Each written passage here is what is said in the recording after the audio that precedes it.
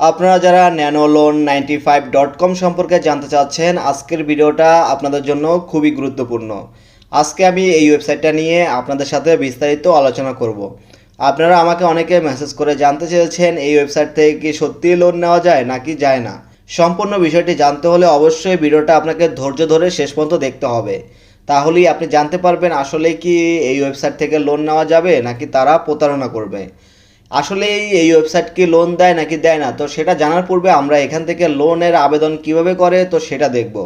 Loan আবেদন করার জন্য এখানে লোন আবেদনে ক্লিক করতে হবে। এরপরে দেখুন এখানে সর্বপ্রথম আপনার নাম দিবেন, তারপরে আপনি কত টাকা নেবেন সেটা দিবেন, তারপরে কত মাস মেয়াদে নেবেন সেটা দিবেন, তারপরে কিসের জন্য নেবেন তো সেটা দিবেন। এরপরে এখানে আবেদন করুন বাটনে ক্লিক করতে হবে।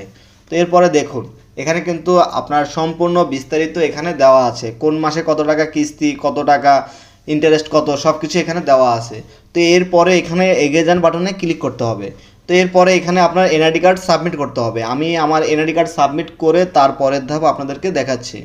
এনআইডি কার্ড সাবমিট করার পরে দেখুন এখানে তাদেরকে 5,000 টাকা জামানত দিতে হবে। তো আমি এখানে বিকাশ সিলেক্ট করে দিব। তো দেখুন বিকাশ সিলেক্ট করার পরে কিন্তু এখানে একটা নাম্বার আসছে, এই নাম্বারে তাদেরকে 5,000 টাকা পাঠানোর পরে তারপরে এখানে ট্রানজ্যাকশন আইডিটি বসিয়ে দিবেন। তো এরপরে জমা দিন বাটনে ক্লিক করতে হবে। দেখুন আমার এই আবেদনটা কিন্তু সম্পূর্ণ হয়ে গেছে। এখন যদি আমার লোনে ক্লিক করি, দেখুন আমার এই লোনটা কিন্তু পেন্ডিংয়ে আছে। তো তারা যখন আমার এই লোনটা অ্যাপ্রুভ করবে তখন কিন্তু আমার এই মেইন ব্যালেন্সে চলে আসবে। তো এরপরে এখান থেকে সরাসরি ক্যাশ আউট করতে পারবেন, বিকাশ, নগদ, রকেটে ক্যাশ আউট করতে পারবেন। তো এখন হচ্ছে আসল কথা, আমরা তাদেরকে জামানতের টাকা দেওয়ার পর তারা কি সত্যি লোন দিবে নাকি প্রতারণা করবে। আসলে এই ওয়েবসাইটটা হচ্ছে সম্পূর্ণ ভুয়া একটি ওয়েবসাইট। এরা এক পয়সাও আপনাদেরকে লোন দিবে না। আপনারা যখন আপনার কষ্টের টাকাগুলো তাদেরকে জামানত হিসেবে দিবেন তখন কিন্তু আপনার ওই টাকাটা মেরে দিবে, আপনাকে এক পয়সাও লোন দিবে না। আমার ভিডিওটা আমি কষ্ট করে তৈরি করেছি শুধুমাত্র আপনাদেরকে সতর্ক করার উদ্দেশ্যে।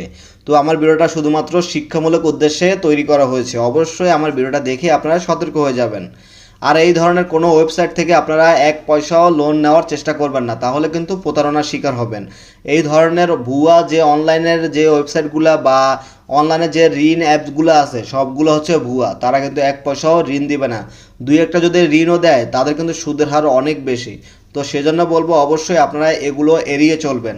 আর এই ধরনের কোনো ওয়েবসাইটে আপনাদের পার্সোনাল কোনো ডকুমেন্ট শেয়ার করবেন না, তাহলে কিন্তু আপনারা অবশ্যই বিপদে পড়বেন। আমার ভিডিওটা দেখে অবশ্যই আপনারা সতর্ক হয়ে যাবেন।